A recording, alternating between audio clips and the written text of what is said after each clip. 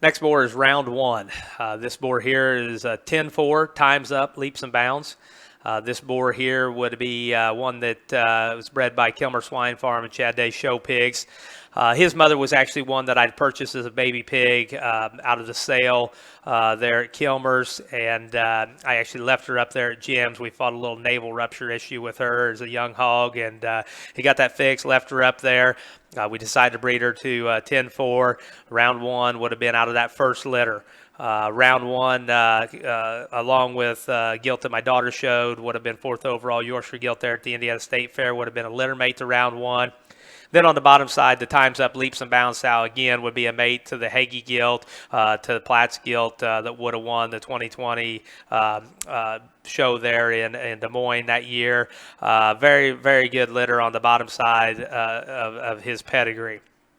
10-4 on the top side, that puts two immediate Stella in the pedigree both times there, with 10-4 being out of Stella and Times Up being out of Stella. I think it just brings the consistency and the predictability of genetic value in this particular boar, just adds to it. So far in the first crop of pigs out of round one, very good, and looks to me like Yorkshire Barris sire is going to be extremely good.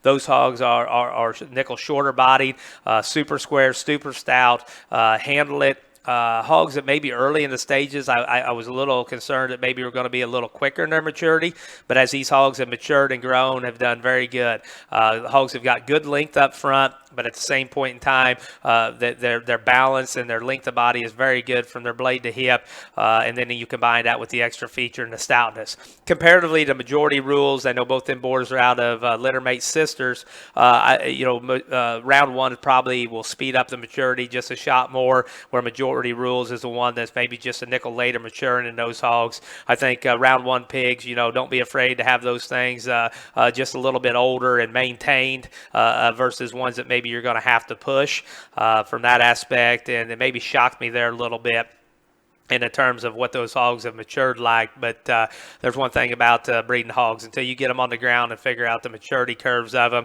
the second time around usually may end up being better than the first time around in a lot of scenarios, because you just never know what some of them boars and how they're going to generate in terms of just maturity.